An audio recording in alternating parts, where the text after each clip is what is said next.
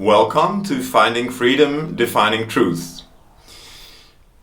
Falling in love for me has begun immediately. Actually, before I became sexually active, I fell in love and I had this craving to be with someone, which was a bit confused because I was also just craving to start my sexual life, which I guess has to do with hormones and all that.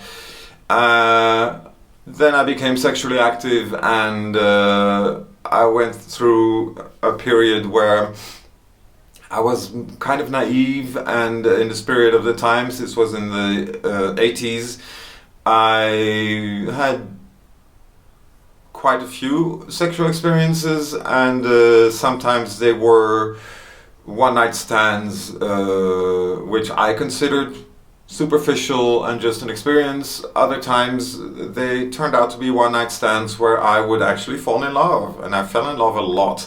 And I very often had the experience that the love was not being returned in that way, so I had to deal with rejection a lot. And to put it very plainly, I suffered from falling in love.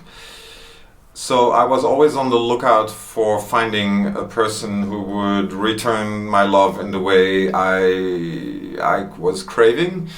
And at the same time, I was sometimes doing exactly the opposite and having experiences and rejecting my lovers, because to me it was just a one-night stand.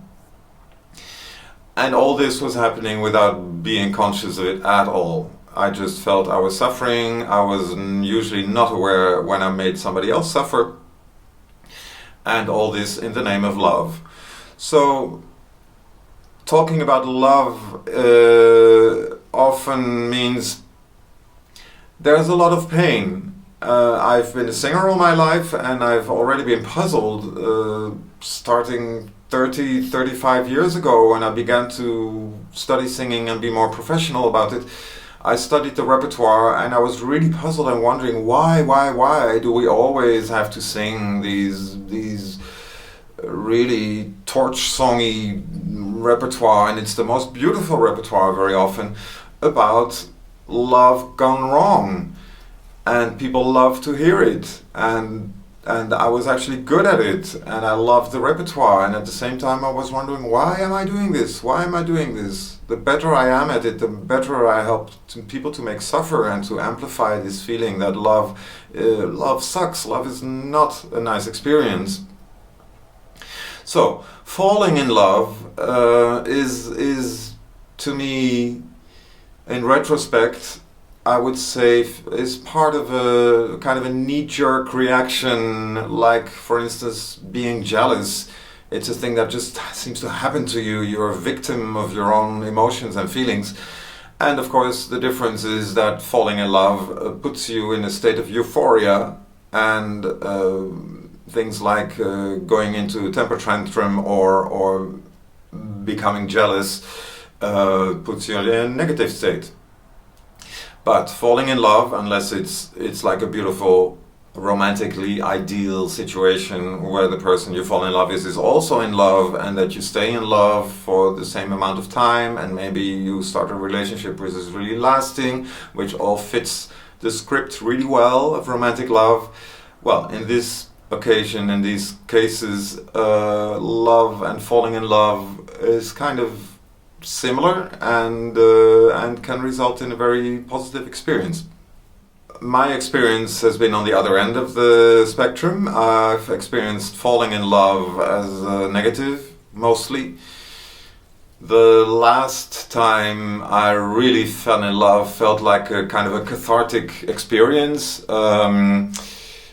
I had a relationship for a bit over a year, and then we took a little break just to reconsider because things were not going too well. At the end of the break, I felt, okay, I feel refreshed, and let's discuss things and keep going. But my partner decided it's over, there's no discussion, we have no more relationship.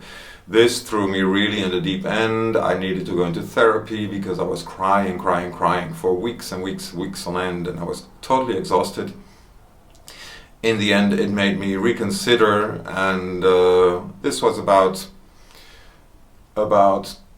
25 years ago. So meanwhile, of course, I've digested all this very well, but my first conclusion after several months of therapy and digesting my pain, I decided, or I had the insight, that falling in love is very subjective, that my experience of falling in love might not at all have been the same as somebody else's. It was only a definition I had, where I was assuming that falling in love was the same thing for everybody. So, first conclusion was never again. And I actually made a sign on the wall, I will never fall in love again.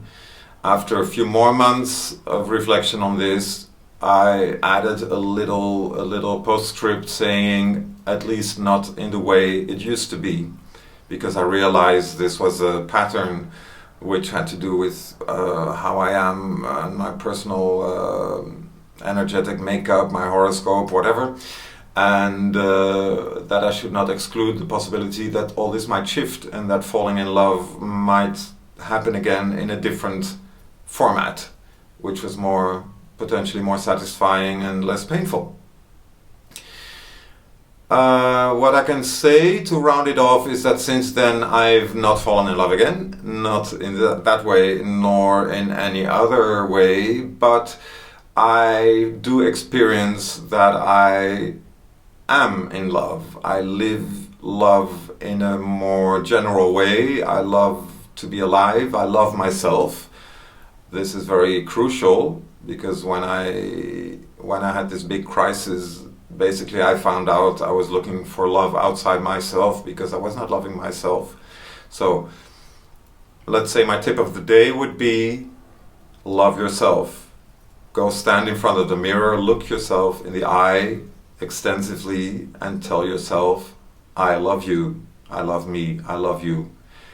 And that may very well solve a lot of love problems you have in your life, and be very sincere about it.